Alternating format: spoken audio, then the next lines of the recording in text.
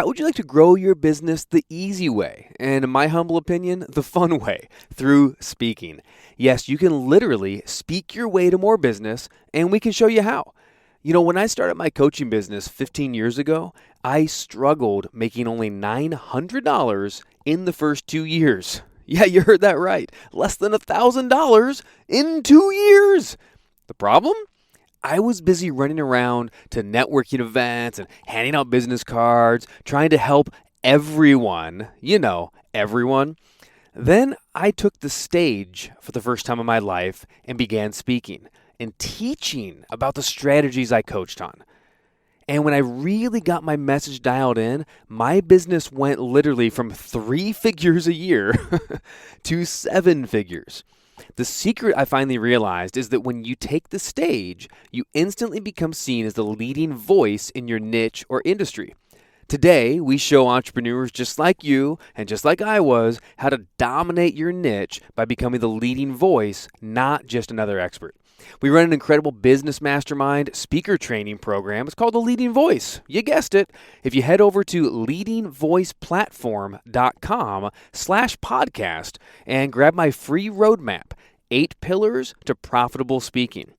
This free roadmap outlines the exact 8 secret weapons you need to truly become the leading voice in your niche. This is exclusively for my podcast listeners. You go to leadingvoiceplatform.com/podcast and start speaking your way to more business. Welcome to The Driven Entrepreneur, where we sit down with visionaries, trailblazers, and entrepreneurs and discover why and how they do what they do. We'll get the backstory, plus plenty of life and business lessons along the way. Here's your host, Matt Brauning. Broadcasting from the Leadership Academy studios, aka my new basement. Welcome to The Driven Entrepreneur. This is the go-to plan, as you know, for coaches, authors, speakers, and entrepreneurs, startups of all kinds to start, grow, and profit a business that you absolutely love. I'm your host, Matt Brauning, and with me today is just a treat. It's a celebrity. It's someone I have been dying to meet. He's already laughing. I've been sleeping in a way with him for the last few months. On my bed, on my little pillow. It's the founder of Creatably and the Pillowcube, Jay Davis. Now, Jay, Hey. Hey, Jay, how are you, man? I'm doing great. Thanks for having me. Good. Let's just jump right in. You've invested in over 25 companies, startups. Your videos for your PR and media company Creatably have garnered over 1 billion views with a B, including several viral campaigns reaching hundreds of millions. You're a passionate startup guy. First off, I want to say thank you, because we first connected on social media and all of a sudden in my mail was a Pillowcube. What in the heck is a Pillowcube, and why do I love it so much? Yeah. Well, it's actually an idea I had as a kid. Really? Yeah. Had it as I was probably like 10 or 11. My friend growing up, I had a friend who's Japanese, and his mom told me about Asian pillow boxes because I asked for like 3 pillows at a sleepover or something. I don't know, weird kid. I was picky. And so we somehow had this conversation stuck in my head just forever of like, oh, there's other shapes of pillows. And then when I was in college, I was sleeping on the couch out watching a show, and I'd always loved sleeping on this one couch, laying on this one couch, because it had that armrest that was like the perfect height for my shoulders. It was higher up, it was flat, and I was like, man, pillows should be this way. And then, it just stuck in my head. And then eventually I got some foam samples from a bunch of different mattress companies, wanted to work with Creatably. And they sent us some foam samples, and we were looking at different things. And I put these 2 pieces of foam together and laid down. I was like, oh, that's the pillow I've always dreamed of. And so I spray glued them together. They were 6 inches. It was 6 inches thick, 12 by 12. And I was just like showing it to friends, and they were like, dude, that's such a dumb idea. And then they'd lay down on the couch or the bed, and they're like, is that how you knew? So great. Yes. Is that how you knew you had something with all your friends? Yeah. That's such a dumb idea. Yeah. Because really, they were like, oh, that's stupid. And then they'd try it and be like, dude, I can't, that is amazing. And then I made We hired a seamstress to sew some covers, so you weren't just laying on the foam. Made like 20 samples, gave them to friends, family, and then I asked for them back. I was like, "Hey, can I have that back? I want to have someone else try it." And like none of them would give it back.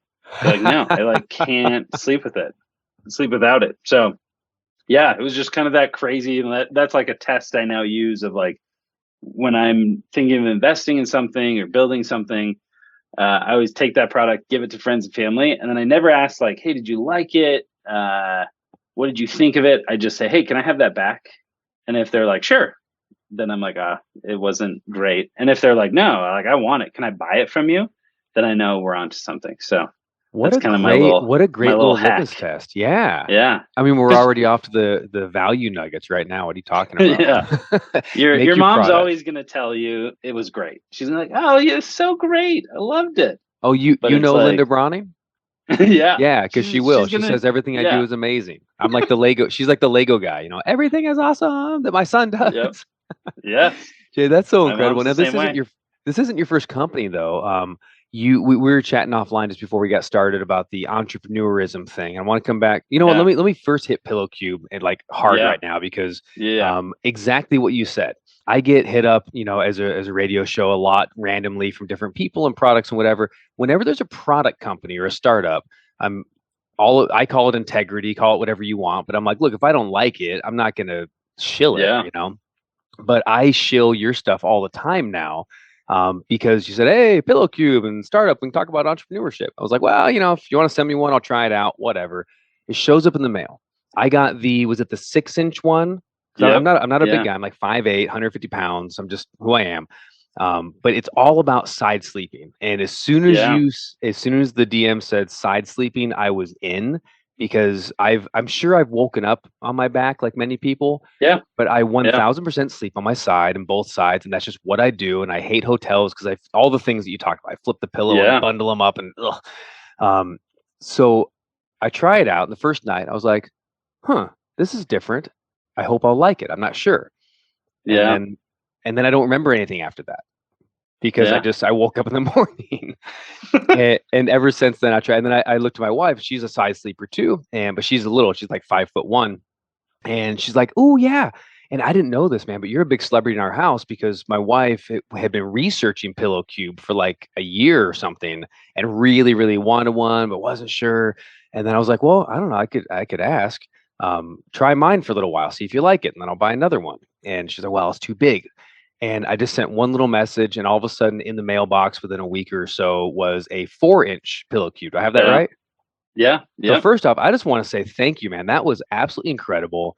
The service for just someone that's, we're just meeting that, it's really, really incredible. So I'm very grateful for that. And my wife and I are now both sleeping on pillow cubes. And we made a 10-day trip to California just this last week. And my wife was brilliant because she packed her freaking pillow cube on top of all her clothes and smashed it down. I didn't. And she slept like a baby. I yeah. tossed and turned for 10 days. So I just want to say thank you, and Dude, I will not give it back. I love it. I love it. No, that's like my favorite thing to hear is when you meet people and you're, it just like had some impact. Like some people it's like you know, haven't slept well in 20 years and are crying and, like these amazing stories of like, one of my best friends who now works with us, was like a week away from shoulder surgery. He played baseball in college. And he was like, "Dude, I gotta like get surgery. Like my neck and my shoulder hurt so bad." And then I gave him a pillow cube and he was like, it went away. Like it seriously didn't need surgery.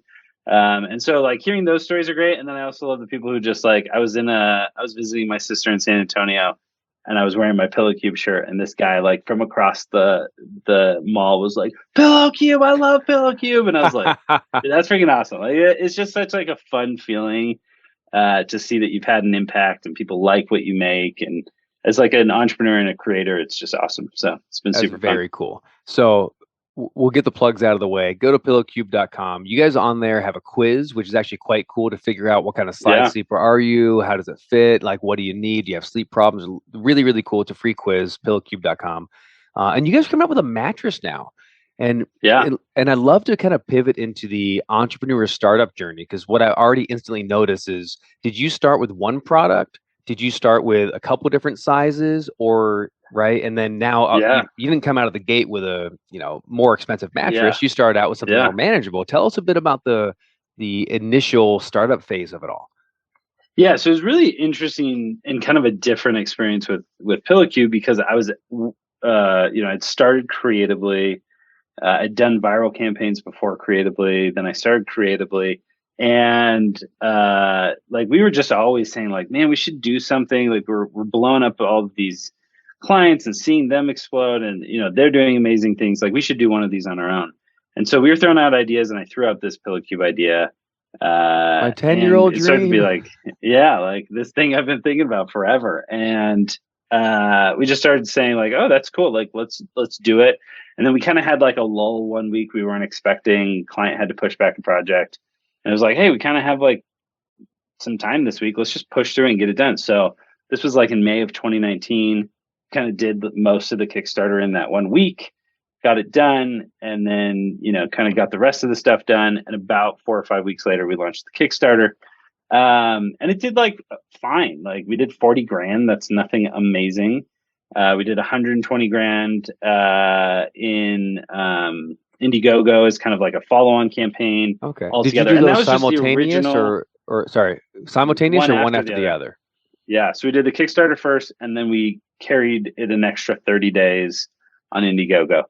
And so, like, can I ask you real quick, why did you do it that way? Because the people I've talked to from some other startup products, it seems like Indiegogo and Kickstarter and the different campaigns were kind of like two different tools, two different communities for the same thing. What was the thought process behind one, then the next? Yeah, so instead of doing them kind of at the same time and having competition, we decided, and we work with some guys who are really great Kickstarter crowdfunding guys. And they've just seen that as you do that, you can kind of focus on one, and Kickstarter is really excited. And then there's kind of this opportunity, like you said, to like tap that other market. Indiegogo has a different demographic. It's more female focused. Kickstarter's generally more male. They kind of are interested in different things. So it's kind of this way to like, oh, while we're waiting for this to be delivered, I think that was probably why we didn't do them simultaneously, is like, hey, we haven't ordered this yet. We're still trying to get enough money together through these crowdfunding campaigns to put in a big enough first order and know how many people really want this. And so let's just stack them together, do them for 30 days each, and then by the time the product's on its way, like we'll be cruising. So it was really awesome. It was really great. It was a great way to do it. And just 30 days each. That's pretty cool. People. Yeah. Did you? Sorry, I might go in the weeds for just a second, but pull me back out. Fine. When you talk, I didn't realize the difference in the demographics. When you're realizing that, are you tweaking the marketing copy slightly? Are you doing a different video, or are you doing, hey, campaign A, campaign B, or is it the same campaign, two different platforms? So we have done that. We did change some things on the Indiegogo, some of the just visuals, some of the video. We do a lot of variations on our videos. So when we create a campaign for people, we create like 10 different intros, different hooks, different calls to action. We'll even film usually like 3 or 4 different versions of a joke. So like we'll have kind of a joke, and it's like, oh, what if you said it this way? What if you did it this way? So there's like there's a video that I'm in where we basically say like, this is the founder of Pillowcube. We created the Pillowcube, but we hired much better looking person to be him, who's a professional actor. And we were just like riffing, like kind of joking about like, I was just coming up with stuff like, I don't know if I'd say much better looking. And like me and the narrator kind of like joking around with each other, and the actor. And so we just like try stuff, and then in editing, you can create like 10 versions of that video. Oh, I love that. See what people react to. Like I think that's something that's still, there's so many tools people don't use. There's a tool in Facebook where you can see the retention curve of any video, like where are you losing people. And so we always want that curve to be smooth.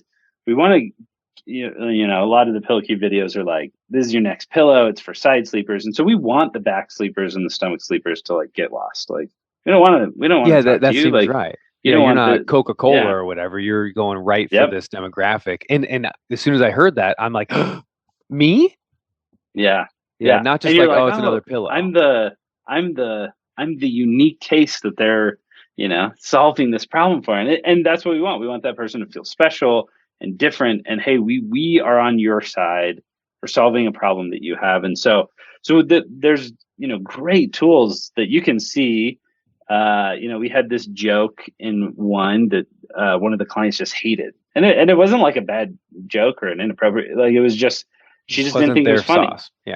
Yeah, and it was just about wussy dads who step on Legos and cry because they hurt their feet, and like, for her, it just didn't land. But we were like, you're not our audience, because it's a company for men.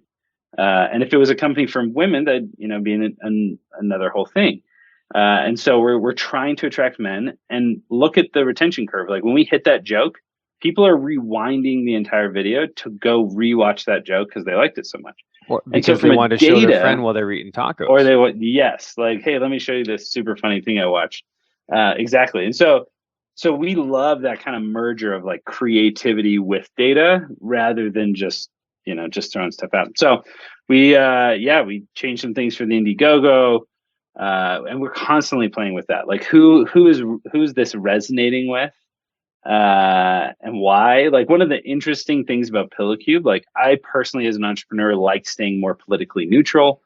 I don't like kind of going after either side. I don't like taking a side. I think companies overall should be less politically involved. I don't think we need every company to comment on every political. I would 100% agree. Yeah. But I don't need to comment on all those things, because I have employees who are on both ends of the spectrum. And if you truly want to be all inclusive, then that's what that looks like. It's like, hey, I can have conservative and liberals, and I can have this and that. Yeah, I love that, actually. That's a good way to put it. And I respect it and I love it. So we don't. But what's been interesting with Pillowcube is, for some reason, people assume we like hate My Pillow, and we get all these crazy conspiracy I was going to say, theories. not like the other pillow company, but you just called it out. There we go. Yeah. My Pillow. They're kind of weird. Yeah, like they think that because we have our branding and just kind of our kind of humor, that we're like against them. I'm like, oh no, we're just trying to make our own product, and we don't care. Like, we're not trying to fight with anyone. We're just selling pillows, bud. Yeah, but it's really interesting that people think that, like, there's some assumptions there of like, oh, you guys must be very left leaning, and it's like, no, I don't know. Yeah, and we're not also right leaning. We're a company. We're not a because you have group. Like blue and pink in the colors or something. I guess. I don't know. And we have a cat on our website that has a Jesus piece on. So Oh, no, that explains people make it, an man. assumption. Yeah, no, that's it. Yeah. Listen, every conservative is a dog owner, and that's how it is. Okay. Yeah. So if you have a cat, that's probably it. We know who you are. Yeah. No, that's outstanding. It's crazy. It's crazy. So I love this. So I want to talk about, I guess, a little bit about. Let's get into kind of the startup mode.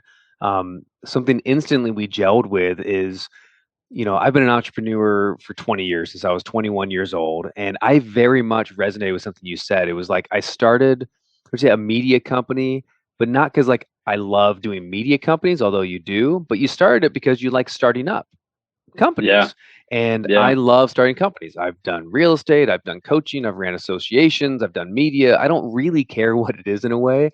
I just know I get excited about new ideas, and I get excited about following them through. I don't always get excited about the final steps, but I love starting something fresh and something new and getting people rallied on board. Tell me about your entrepreneur journey. Like, were you like selling lemonade and stuff at 5 years old, or is this something that you didn't think you were able to do that? Maybe went traditional and then finally found your way later. What was your growing up like in the entrepreneur space?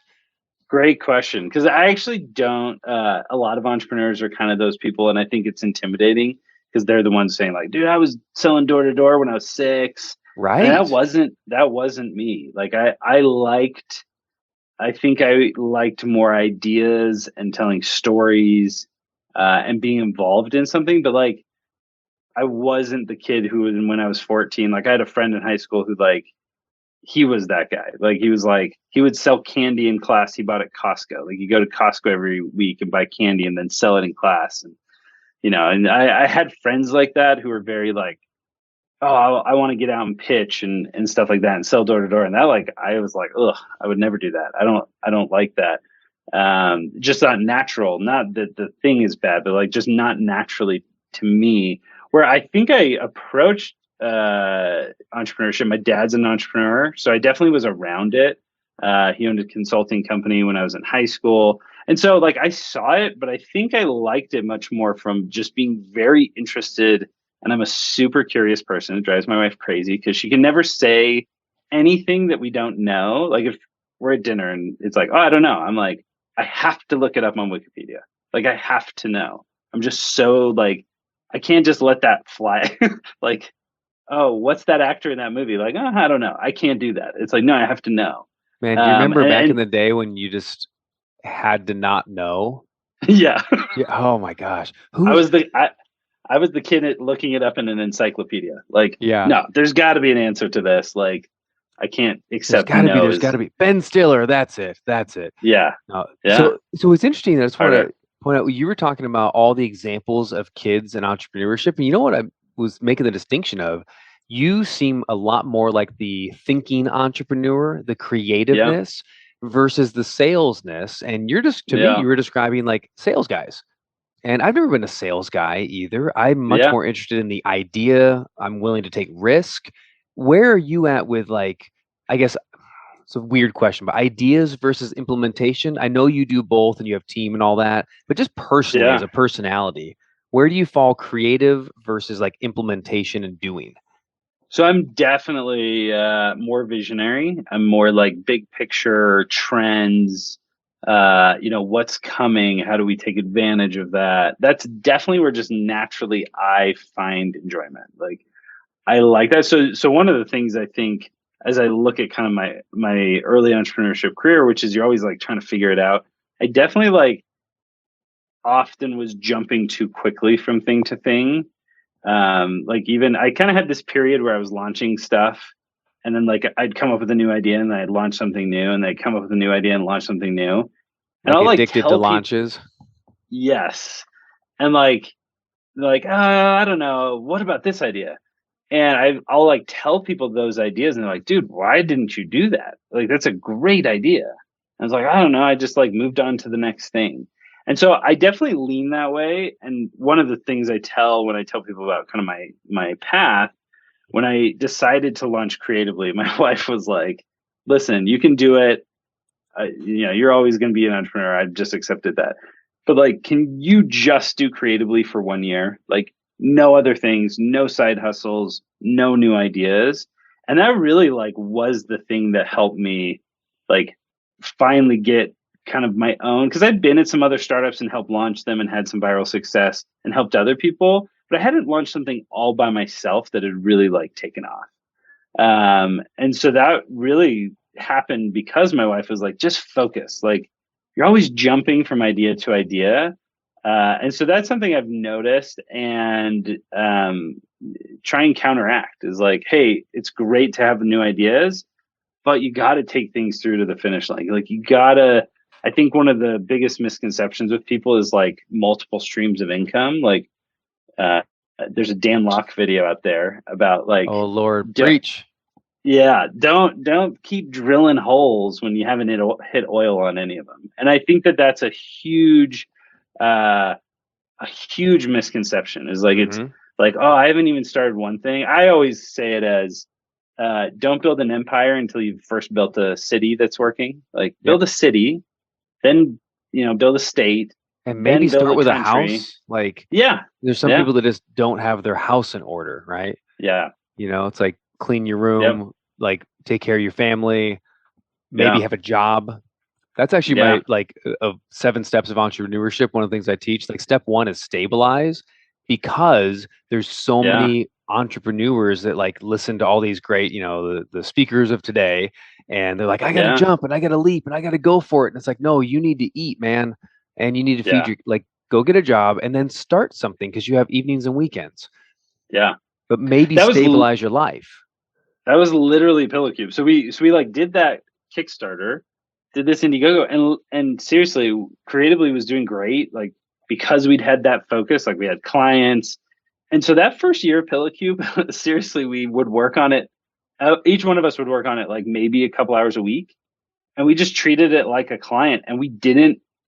What I always say is we didn't overburden it with expectations. We didn't say like Love that. Pillowcube is the next $1 billion idea. It was like, dude, this is cool. Like people buy it. We launched the Cube pillow, and then quickly, like all the Kickstarter people were like, hey, this is really cool. I really like it. But when I roll from side to side, I don't like it. So when you And so it launched was like it was one product. It was just the smaller one, cube. yep, the So you can smaller sleep on it. Cube. And after like we heard that, we're like, duh, like that's such an obvious, like why didn't we make it wider? But like it was fine. Like people got it. People gave us feedback, and people are like, hey, I love this for a travel pillow. But Ooh. for sleeping on my bed, I want this other thing. So we launched that one like probably like 6 months after we launched the first one. And it was just kind of that, like the first year and a half, like it was just kind of like, dude, this is cool. Like we launched this Kickstarter, we're running the ads. But so much of that was easier because I'd started this agency where I could say to our team, like, hey, you do this, you do this, you do this. And so I didn't start that second stream of income until I had that first stream of income, like locked down. I had a team of people. There were probably at that time 15 people working at Creatably, and I could leverage all of those different talents and groups. And the first year we like didn't have an employee at Pillowcube. Like I was just gonna say, so was everybody kind of a little bit part-time helping with the project? Yep. So all of a sudden you're like, you know what? All the expense is over in Creatably. Yeah. That's nice. Yeah. So like, and then we were just reinvesting everything Pillowcube was making. We were just reinvesting into Pillowcube. None of us were pulling a salary.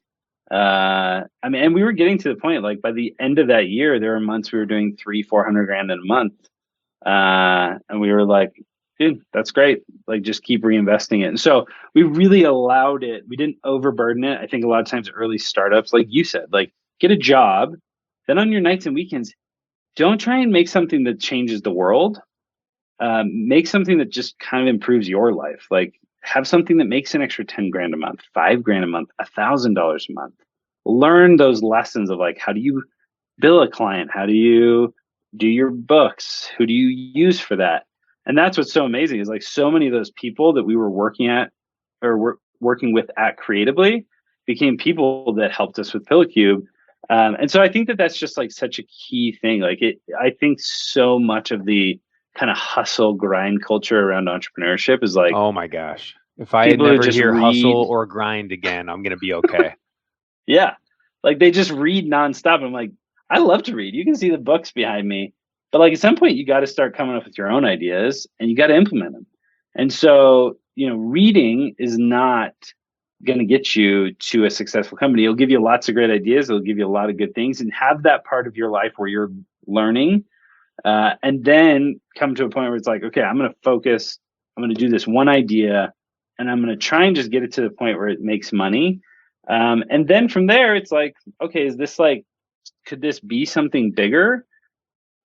If not, that's fine. Like I talk to people all the time where I'm like, dude, this is a great idea. Like, but like, this is probably not like, you're probably ready to graduate to that next level, but first start with something.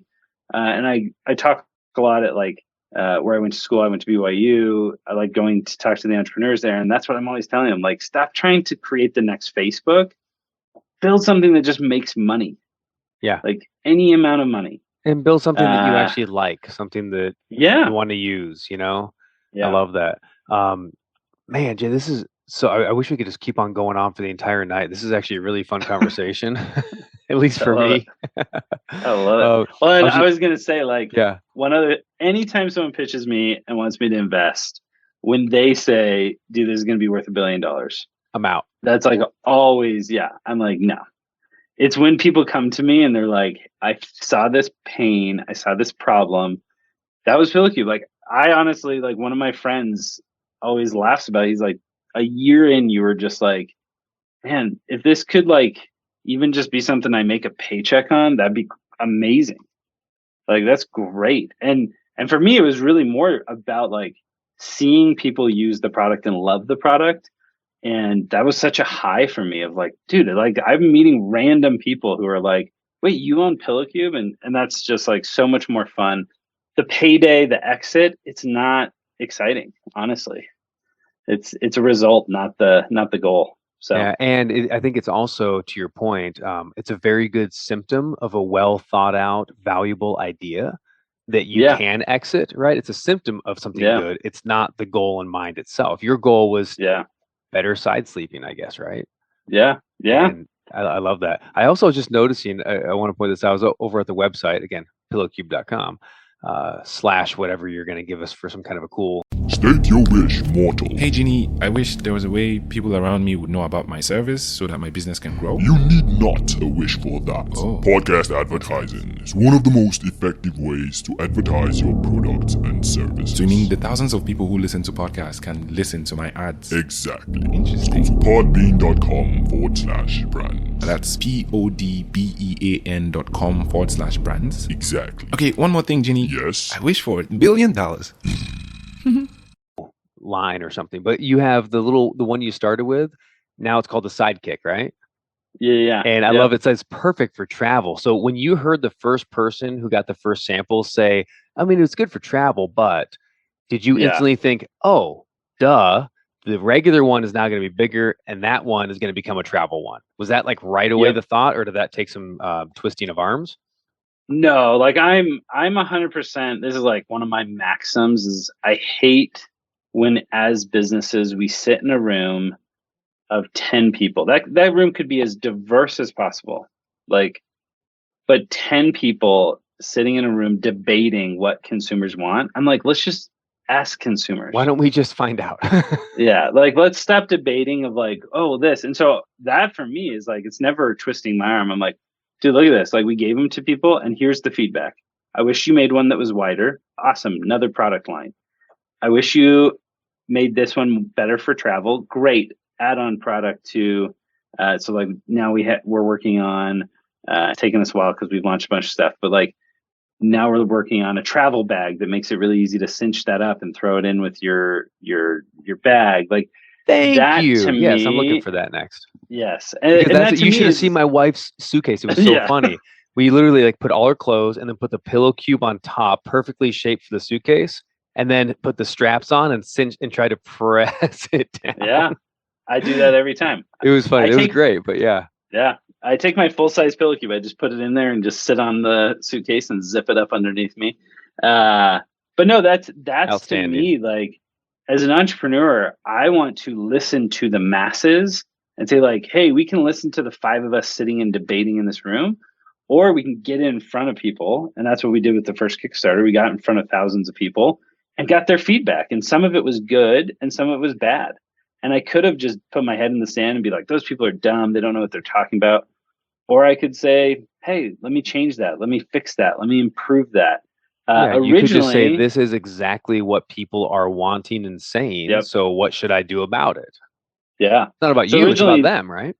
Totally. And it's awesome. I mean, this is the whole idea of diversity is that there's a diverse group of people with different opinions and ideas. And, when you get into sleep, bodies, like we all have very different shapes. And so like originally we launched with a 5-inch thick and a 7-inch thick.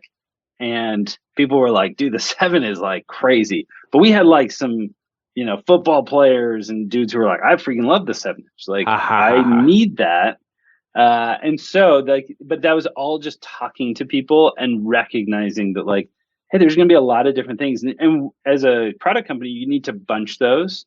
Like you can't make 4,000 variations of every product, but like, how can we kind of bunch those people into different buckets so we get something that's like pretty close for a lot of people and we solve a lot of people's pain. So that's really been Pillowcube's approach. Every single thing we've launched has come from the community, and that's why we love, our customers and our fans and people who are followers and not yet fans or not yet customers, haven't bought anything yet. We still love all those people, want to talk to those people because there's so much knowledge that you can derive from that group just by listening and being like, oh, that's interesting. Like, what about this? And, we launched like a kid's pillow that's done well. We've launched a new version of sheets. We have a knee pillow that people go crazy for. And that was all just in talking and listening to people.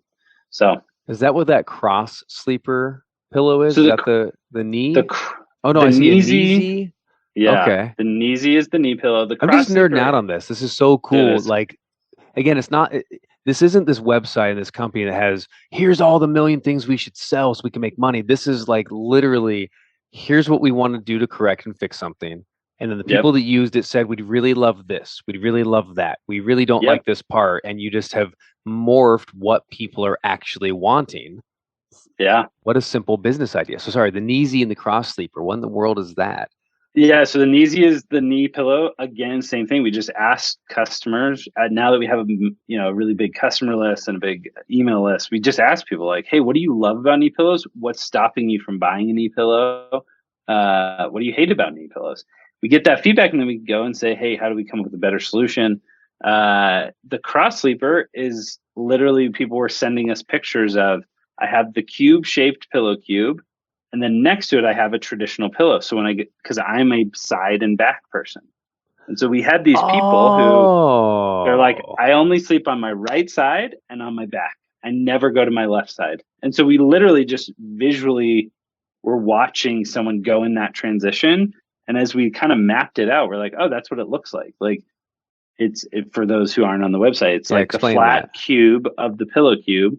And then there is a kind of V shape that cradles your head when you're on your back.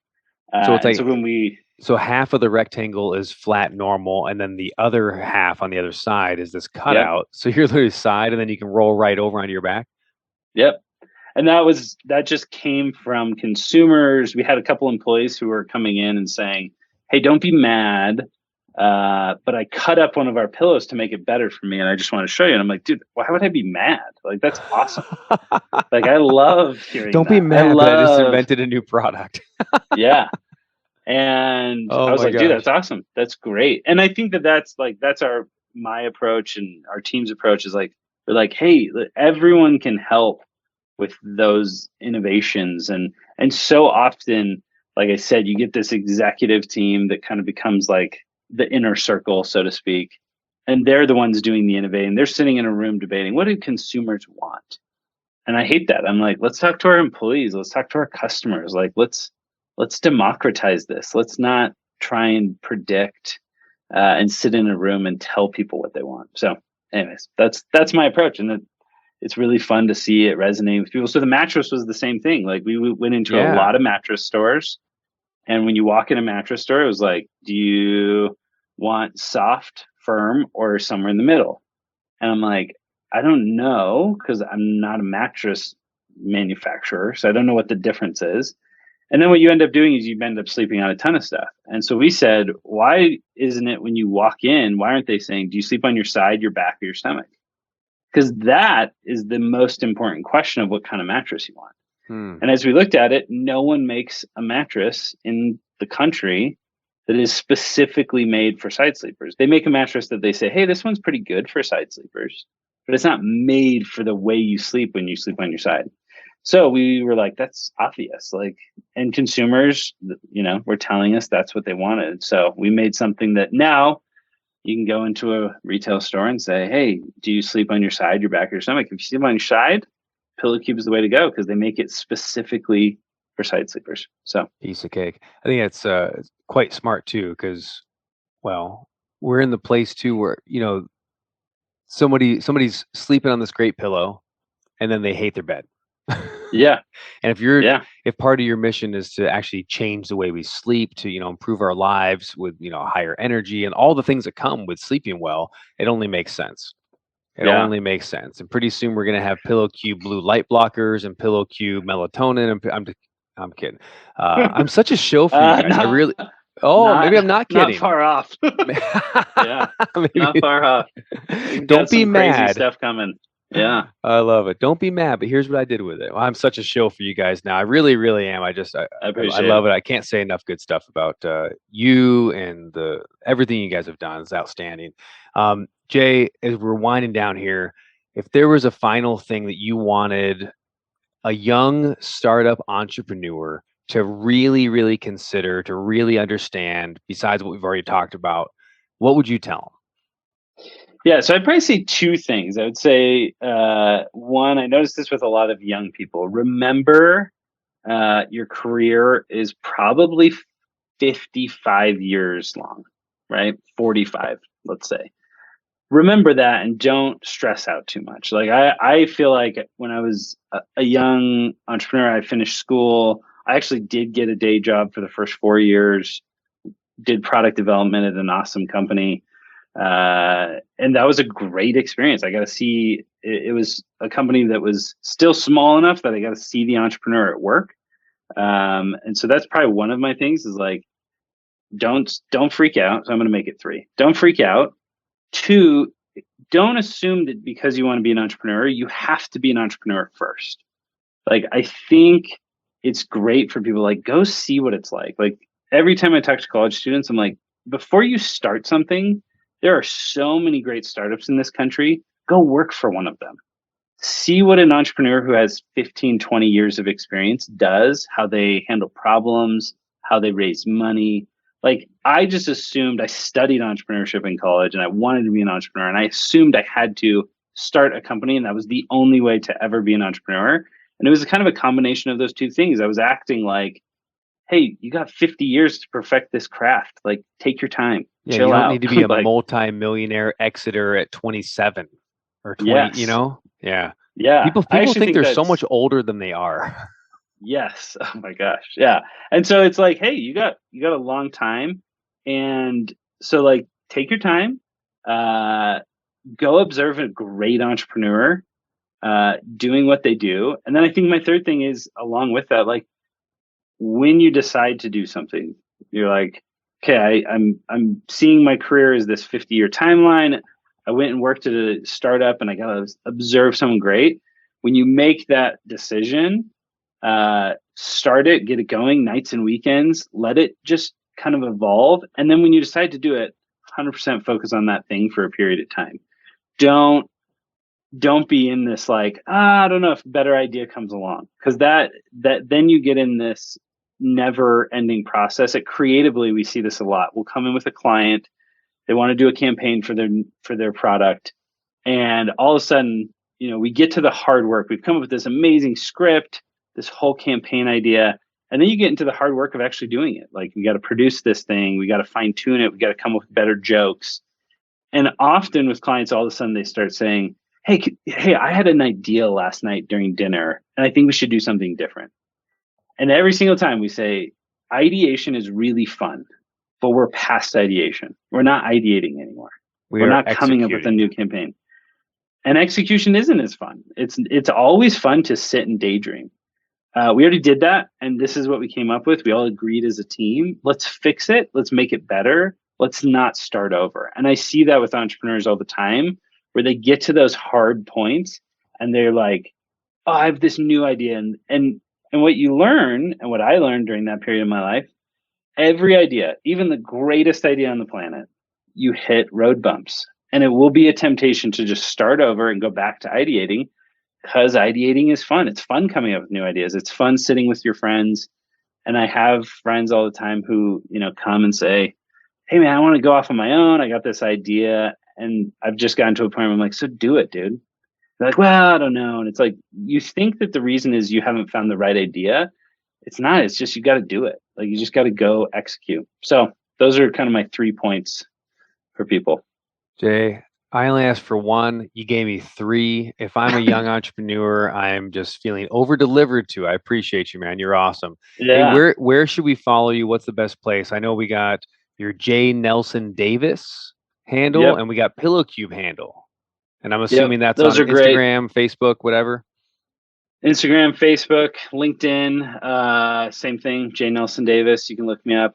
LinkedIn's probably a great place. It's where I post the most. So yeah. And tell me again, where Awesome. should we start if we want to check out Pillowcube? And guys, if you're a side sleeper, don't sleep on this idea. I mean, do sleep on it. You know what I mean? Go get one. Go try it out. Yeah. So I would say go to our website and take the quiz. It'll kind of walk you through all the things you need to know. It'll help you understand what kind of sleeper you are. And yeah, it'll help find the exact solution for you, and try it. And if you love it, try some of the other stuff. The knee pillow especially is like, I can't sleep without it. I can't sleep without my Pillowcube.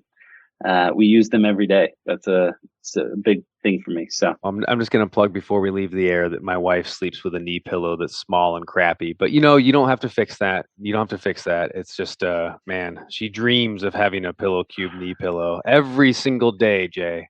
I'm going to send her an easy, and I want to see what she thinks. And then I'll try to take it away and see what happens. Yeah. See what she says. That's actually the true test. Yeah. Where'd that go? Yeah, I might get the dragon then. All right, Jay, thanks so much. You're awesome. I'm looking forward to have you back on again sometime. Yeah, we'll talk about the next startup coming up. Awesome. All right, guys, that's the show for this week. Man, thanks to Jay Davis, Pillowcube Creatably. Awesome entrepreneur. Hope you got. I was just taking notes, getting a ton out of this. Make sure you follow Jay Nelson Davis, and at Pillowcube. You can follow me at Matt Brauning on Instagram, Facebook, YouTube, and Twitter. And of course, go to mattbrowningpodcast.com if you have a question for the show and you even want to be featured on here as well on The Driven Entrepreneur. That's it for this week. Have an awesome weekend. Get out there and stay driven and sleep well. Sweet dreams. Bye-bye.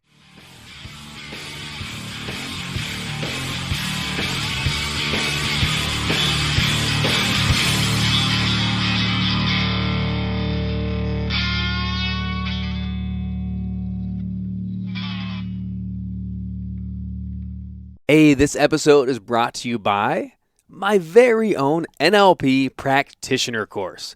I've been teaching neuro-linguistic programming, or NLP, for nearly 15 years. It is the most powerful tool for communication on the planet, and it can be yours today. For a very limited time, I'm giving away my entire NLP course workbook for free. Go to nlpwithmatt.com.